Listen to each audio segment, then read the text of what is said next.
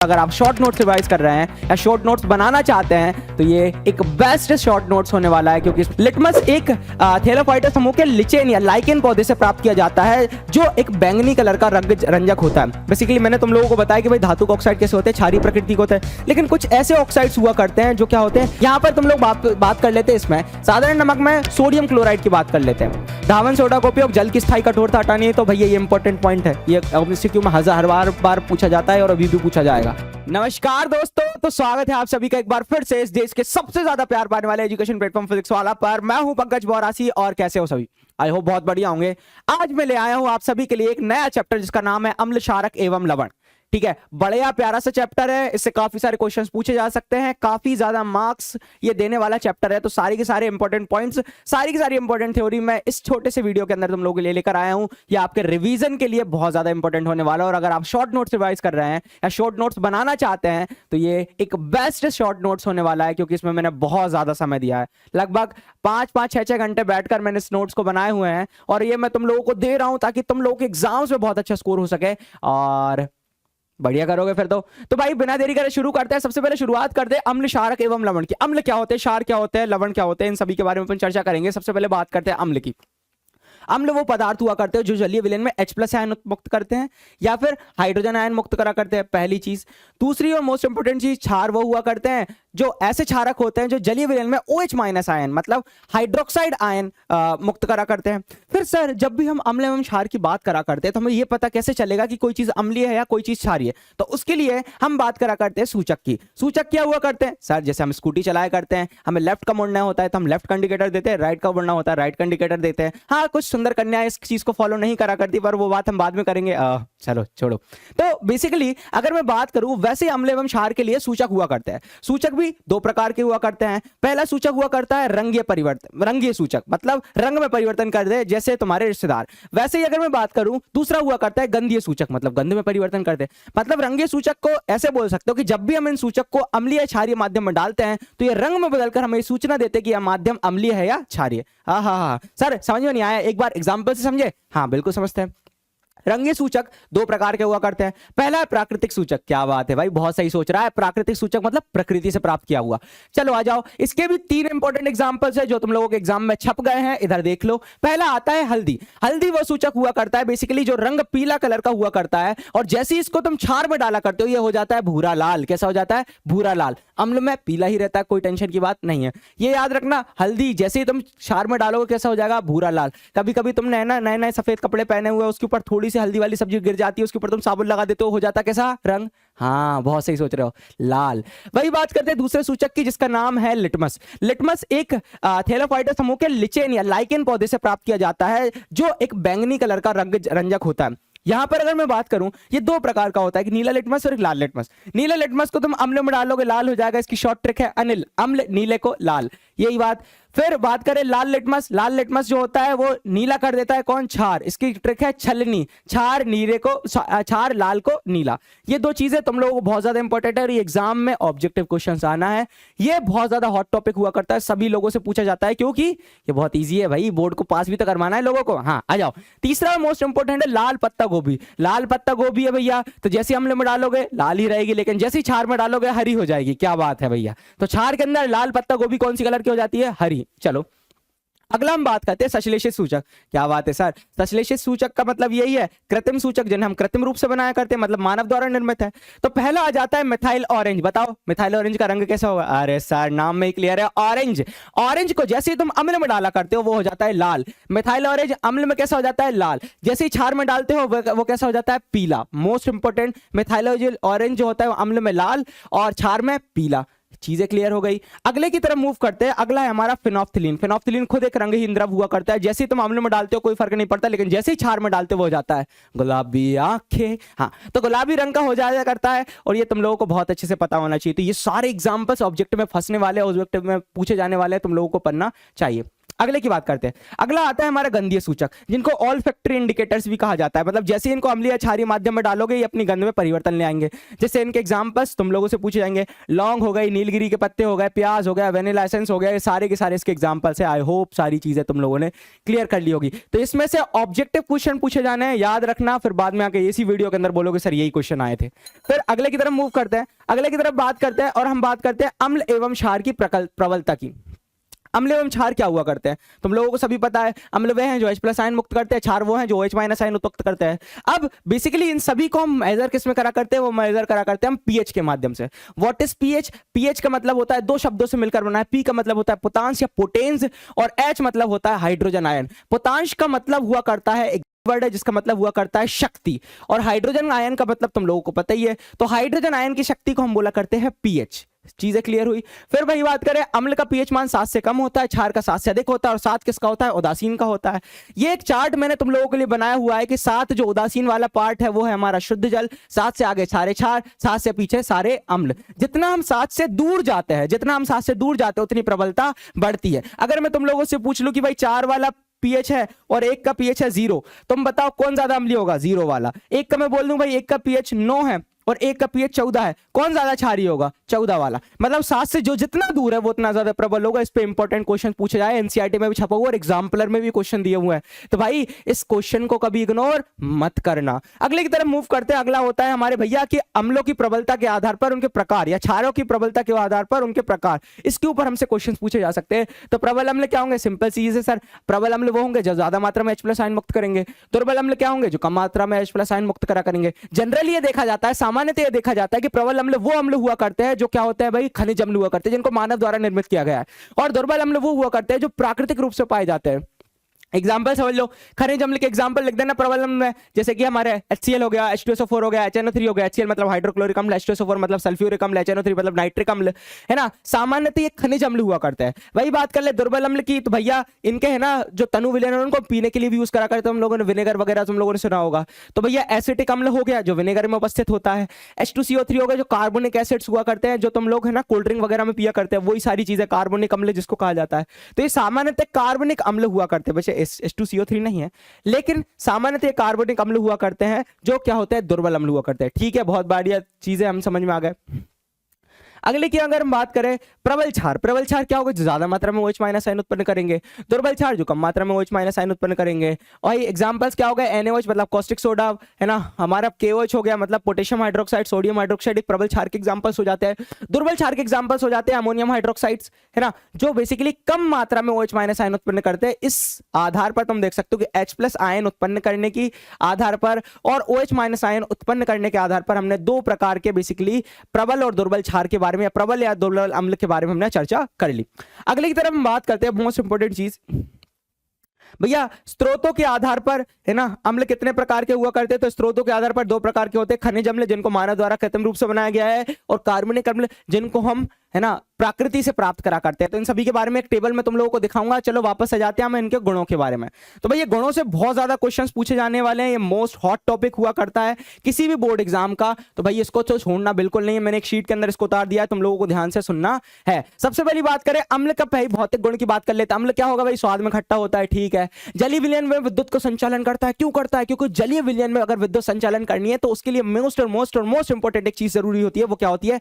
आवेश। क्योंकि विद्युत धारा क्या होती है? आवेश प्रवाह की दर होती है। तो भैया H+ आयन मुक्त कर रहा है, मतलब H+ के ऊपर एक आवेश है और ये विद्युत धारा प्रवाह कर सकता है। अगले की हम बात करते हैं संक्षारक प्रकृति। अगर थोड़ा सा भी एसिड है ना, अभी स्किन वगैरह पर डाल दो तो जलन वगैरह होने लगती है, या फिर किसी धातु के ऊपर डाल दो तो उसके ऊपर की जंग वगैरह साफ होने लगती है। रीजन क्या है? ये संक्षारक प्रकृति का होता है, कोरोसिव नेचर का होता है। कभी हाथ के ऊपर है ना एसिड वगैरह अगर जाए ना तो सोडियम हाइड्रोजन कार्बोनेट का पेस्ट लगा लेना और थोड़ा सा जल से उसको धो लेना, थोड़ी राहत मिलेगी। ये उपाय भी पूछा जाता है, लेकिन उस पॉइंट से अपन भटके ना, यहां पर ध्यान से देख लो। नेक्स्ट है भैया, अगर मैं रासायनिक गुणधर्म की बात करूं तो धातु जब अम्ल से अभिक्रिया करती है तो लवण एवं हाइड्रोजन गैस का निर्माण करा करती है। ये चीज तुम लोगों को पता होना चाहिए, बहुत ज्यादा इंपॉर्टेंट थी, ठीक है। जैसे Zn ने HCl के साथ अभिक्रिया करी, ZnCl2 + H2 बना, इसको 2HCl कर लेना। क्यों कर लेना? क्योंकि भैया सर यहां पर बैलेंस इसको करना होगा, बहुत बढ़िया। फिर हम बात करते हैं जब भी धातु हाइड्रोजन कार्बोनेट या कार्बोनेट से अभिक्रिया करती है तो कौन सी गैस निकलती है? तो याद रखना, जब भी हाइड्रोजन कार्बोनेट से कोई अम्ल अभिक्रिया करता है तो वह लवण, जल और कार्बन डाइऑक्साइड का निर्माण करता है। जैसे NaCO3 जो बेकिंग सोडा होता है वो हाइड्रोक्लोरिक हाइड्रोक्लोरिक अम्ल से अभिक्रिया करता है, सोडियम क्लोराइड जल और कार्बन डाइऑक्साइड का निर्माण होता है। बहुत बढ़िया। तीसरा मोस्ट इंपोर्टेंट चीज उदासीनीकरण अभिक्रिया। अम्ल एवं क्षार एक दूसरे के प्रभाव को नष्ट करा करते हैं जब भी आपस में अभिक्रिया करा करते हैं। जैसे सोडियम हाइड्रोक्साइड ने अभिक्रिया करी हाइड्रोक्लोरिक अम्ल के साथ, एक लवण और जल का निर्माण हुआ। ये चीज पता हुई, एक दूसरे के प्रभाव को उन्होंने नष्ट किया। बहुत शानदार। अगला है, जब भी धातु ऑक्साइड किसी अम्ल से अभिक्रिया करती है तो लवण एवं जल का निर्माण होता है। इससे ये सिद्ध होता है कि भैया लवण और जल बन रहे हैं और इसने अम्ल से अभिक्रिया करी तो जरूर ये क्षारीय प्रकृति का होगा। तो धातु के ऑक्साइड क्षारीय प्रकृति के होते हैं। नेक्स्ट चैप्टर में भी अपन पढ़ेंगे, लेकिन आज भी सुन लो, ठीक है। बहुत बढ़िया। जैसे कैल्शियम ऑक्साइड ने हाइड्रोक्लोरिक अम्ल से अभिक्रिया करी, CaCl2 मतलब कैल्शियम क्लोराइड बना और जल का निर्माण हुआ, मतलब लवण और जल का निर्माण हुआ किसी अम्ल से अभिक्रिया करने पर। ये पक्के में कोई क्षार होगा, ये चीज भी तुम लोगों के मन में छप जाना चाहिए। चलो let's move to the next point.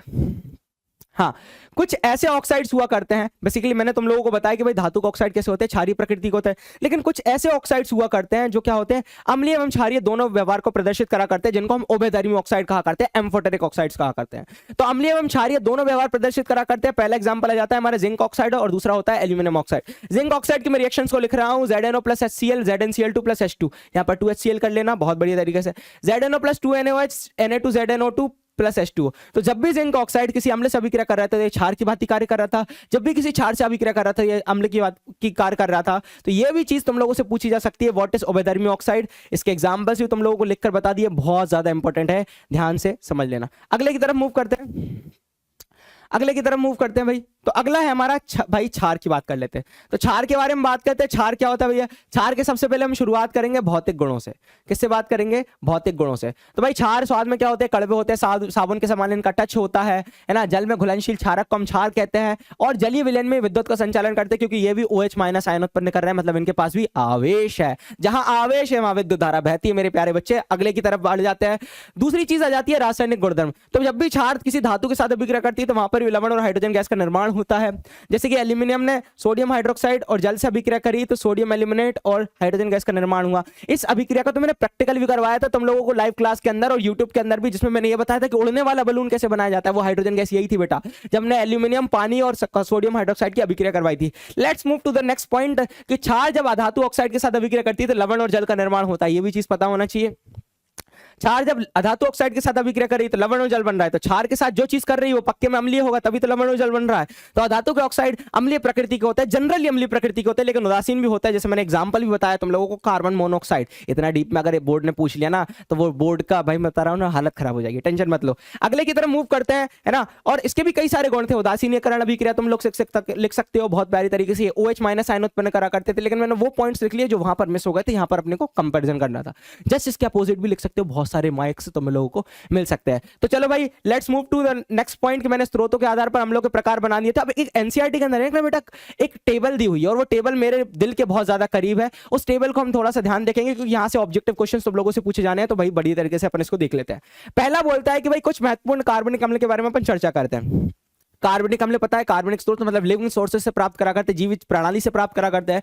इसके कुछ एग्जांपल्स तुम लोगों को दिखा गया है कि भाई सिरका जो विनेगर हुआ करता है, कभी चाउमीन वगैरह खाने जाते हो तो एक रंगीन द्रव डाला करता है ना, हाँ वही सिरका हुआ करता है जो एसिटिक अम्ल का बेसिकली जलीय विलयन हुआ करता है। 5 से 8% एसिटिक अम्ल उसके अंदर उपस्थित होता है किसी जल के अंदर। दूसरे की चीज बात कर ले, खट्टा दूध मतलब दही के अंदर लैक्टिक अम्ल होता है, संतरे के अंदर साइट्रिक अम्ल होता है ना, नींबू के अंदर भी साइट्रिक अम्ल होता है। दोनों को याद रखना, संतरा नींबू साइट्रिक अम्ल। फिर इमली के अंदर कौन सा अम्ल होता है बेटा? इमली के अंदर होता है टार्टरिक अम्ल। फिर चींटी के डंक में होता है हमारा मेथनोइक अम्ल। टमाटर के अंदर ऑक्जेलिक अम्ल और नेटल के डंक में मेथनोइक अम्ल। एक चीज और मैं तुम लोगों को बताना चाहूंगा बहुत प्यारी तरीके से, जो मेथनोइक अम्ल है ना और जो हमारा मेथनोइक अम्ल है चींटी के डंक और नेटल के डंक में, मेथनोइक अम्ल का दूसरा नाम हुआ करता है हमारा फॉर्मिक अम्ल और एसिटिक अम्ल का दूसरा नाम हुआ करता है एथेनोइक अम्ल। ये दोनों चीजें पता करना, जब 4th चैप्टर में आओगे तो मैं खुद ही बता दूंगा, लेकिन आज भी तुम लोगों को पता होना चाहिए। जब नामकरण तुम लोग कर रहे होंगे ना तो ये दोनों प्रकार के हुआ करते हैं। एक आईयूपीएसी नामकरण हुआ करता है, साधारण नाम हुआ करता है। एसिटिक अम्ल साधारण नाम है, आईयूपीएसी नाम होता है एथेनोइक अम्ल। मेथनोइक अम्ल आईयूपीएसी नाम है, इसका साधारण नाम होता है फॉर्मिक अम्ल। दोनों चीजों को मैंने बहुत अच्छे से बढ़ा दिया। आई होप तुम लोगों को सारी चीजें क्लियर हो गई होगी। Let's move to the next point. अब भाई जो लवण है ना, वो बेसिकली लवण के बारे में अपन चर्चा करते हैं क्योंकि लवण is the very hot topic for the like exam के लिए बहुत ज्यादा हॉट टॉपिक हो जाता है। लवण के बारे में अपन चर्चा करते हैं। तो सबसे पहली बात हम बात करें लवण बनते कैसे, अम्ल और क्षार की परस्पर क्रियाओं के द्वारा। तो बेसिकली जब भी अम्ल एवं क्षार अभिक्रिया करते हैं तो एक प्रबल होता है, दूसरा दुर्बल होता है, दूसरा दुर्बल होता है, दूसरा प्रबल होता है, पहला दुर्बल होता है। तो जब भी अगर मैं बात करूं उदासीन लवण तब बनेगा क्योंकि अम्ल भी जो लवण भी जो होते हैं ना, वो या तो अम्लीय होते हैं, क्षारीय होते हैं या उदासीन होता है। तो उदासीन लवण तब बनता है जब दोनों प्रबल हो, मतलब अम्ल भी बहुत ज्यादा प्रबल और हमारा क्षार भी बहुत ज्यादा प्रबल, ये दोनों ने अपने से अभिक्रिया करी और उदासीन लवण का निर्माण हुआ और वहां पर जल बना। याद रखना, उदासीन लवण के साथ जल बना। तो उदासीनीकरण अभिक्रिया इसलिए कहते हैं क्योंकि वहां पर उदासीन पदार्थ जल बनता है, ना कि लवण। लवण अम्लीय क्षारीय भी हो सकता है बेटा, तो ये बात याद रखना। अम्लीय लवण क्या होगा, किसने अपना प्रभाव डाला होगा, भाई प्रबल अम्ल रहा होगा, दुर्बल क्षार रहा होगा। इसके उदाहरण क्या हो जाएंगे, NH4Cl। NH4Cl जो होता है, NH4OH एक दुर्बल क्षार होता है और HCl एक प्रबल अम्ल होता है, उसके कारण बनता है। भाई उदासीन लवण कब बनता है, जैसे NaCl, भाई NaOH हो गया प्रबल क्षार, फिर HCl आ गया प्रबल अम्ल और दोनों ने मिलकर NaCl बना दिया, ये सारी चीजें हो गई। NaOH आ गया प्रबल क्षार, HNO3 आ गया प्रबल अम्ल, दोनों ने मिलकर एक उदासीन लवण बना दिया। समझ रहे हो। अच्छा, क्षारीय लवण कब बनेगा, क्षारीय लवण तब बनेगा सर जब प्रबल क्षार और दुर्बल अम्ल हो। तो मैं कार्बनिक एसिड ले लूं जो H2CO3 होता है और एक प्रबल क्षार ले लूं जो NaOH होता है, इन दोनों ने अभिक्रिया करी और एक क्षारीय लवण का निर्माण हुआ जिसका नाम है सोडियम कार्बोनेट। इतनी चीजें तुम लोगों से नहीं पूछी जाएगी, लेकिन फिर भी तुम लोगों से ऐसे ऑब्जेक्टिव पूछ लिया था, इसको पढ़कर चले जाना।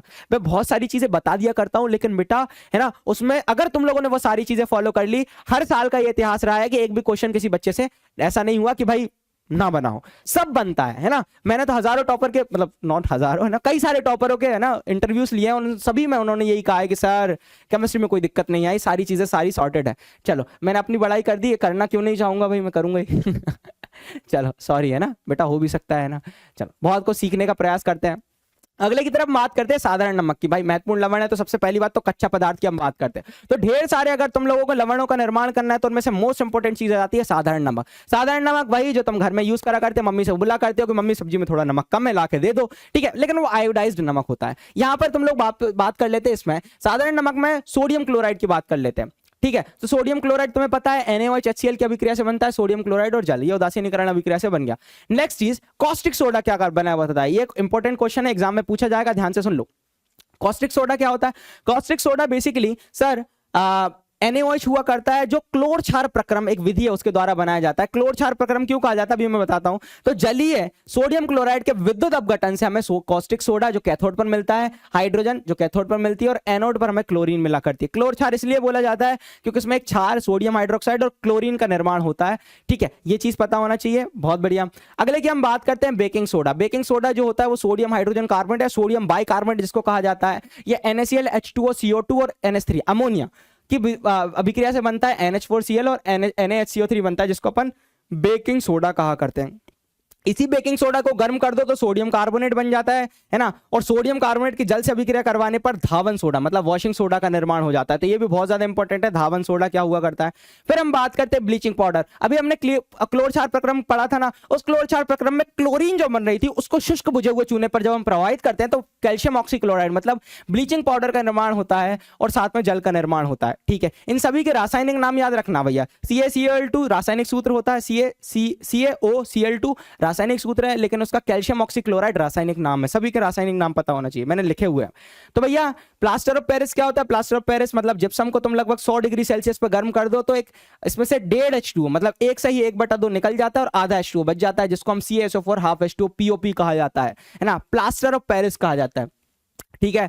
फिर हम बात करते हैं नीला थोथा भी हुआ करता है जिसको ब्लू विट्रॉल भी कहा जाता है। बेसिकली इसका फॉर्मूला होता है CuSO4 है ना, मतलब कॉपर सल्फेट .5H2O पेंटाहाइड्रेट मतलब 5H2O है ना। तो ये भी चीजें थी, अब इनके उपयोग भी तुम लोगों से पूछे जाएंगे। देखो क्वेश्चन मैं बता दे रहा हूं, अभी सुन लो है ना, तुम लोगों के बोर्ड में ये क्वेश्चन आने वाला है, अभी सुन लो है ना, और फिर बताना।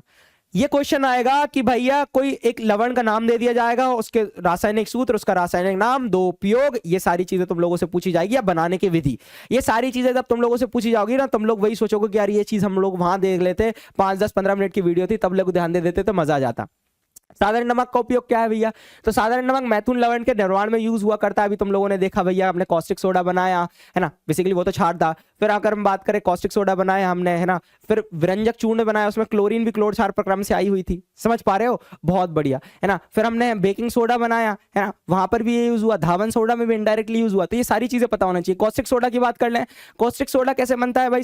उसका उपयोग कहाँ है? साबुन अपमार्जक बनाने में, ग्रीस या ऑयल हटाने के लिए, सफाई में इसका उपयोग किया जाता है। धावन सोडा का उपयोग जल की स्थायी कठोरता हटानी है। तो भैया ये इंपॉर्टेंट पॉइंट है, ये एमसीक्यू में हर बार पूछा जाता है और अभी भी पूछा जाएगा। बोरेक्स जैसे सोडियम यौगिक के निर्माण में भी इसका उपयोग किया जाता है। कांच, साबुन व कागज उद्योग में इसका उपयोग किया जाता है और कपड़े की सफाई में भी इसका उपयोग किया जाता है। अगले की बात कर लेते हैं बेकिंग सोडा। भाई बेकिंग सोडा का तो हम घर में बहुत ज्यादा यूज करा करते हैं सर। सिंपल सी कहानी हुआ करती है, जब भी पकोड़े को कुरकुरे बनाना हो या खाद्य सामग्री में इसका उपयोग करना हो तो वहां पर भी इसका यूज किया जाता है।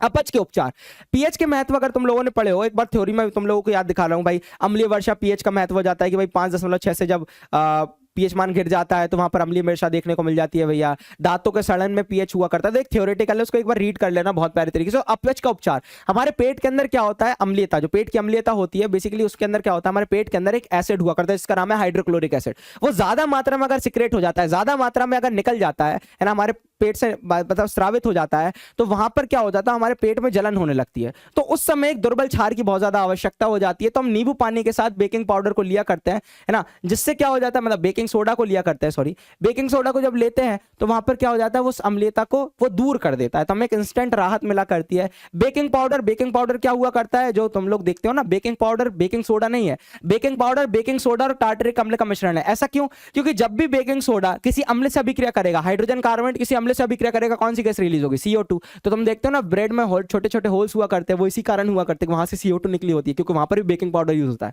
अगले की बात करते हैं सोडा अम्ल अग्निशामक। हाँ सर, बेकिंग सोडा समझ गए, अम्ल समझ गया, कौन सी गैस निकलेगी? CO2। और CO2 तो आग बुझाने में काम आती है। तो भाई अग्निशामक में भी इसका कंसेप्ट का उपयोग हुआ करता है। देख लो, तुम लोग सीख रहे हो। खाद्य सामग्री में जैसे मैंने बताया, ब्लीचिंग पाउडर जिसको व्यंजक चूर्ण भी कहा जाता है। व्यंजक चूर्ण ब्लीचिंग पाउडर का मतलब क्या है? रंग उड़ा दे। तो भैया सूती एवं लिनन के वस्त्रों के विरंजन के लिए इसको उपयोग किया जाता है, मतलब उसका रंग उड़ाने के लिए उपयोग किया जाता है। जल को विसंक्रमित करने के लिए, है ना, मतलब भाई उसमें जितने भी जीवाणु जो हानिकारक है उनको मिटाने के लिए। कागज उद्योग में इसका उपयोग किया जाता है। बहुत बढ़िया। प्लास्टर ऑफ पेरिस का उपयोग कहां करते हैं? मूर्ति वगैरह बनाने में, टूटी हड्डियों को जोड़ने में, है ना, और सजावट के लिए इसका उपयोग किया जाता है। तो यार मैंने पूरा की पूरा दिया था। देखो पहला वाला पेज नीचे है, दूसरा वाला पेज ऊपर है। मुझे नहीं पता था इतना टेक्निकल एरर्स, लेकिन आई होप तुम लोगों ने एंजॉय करा होगा पूरा के पूरा सेशन को। और पढ़ते रहो बहुत बढ़िया तरीके से, और भी मैं वीडियोस लेकर आऊं तुम लोगों के सामने। तब तक के लिए bye bye, love you all, पढ़ते रहो।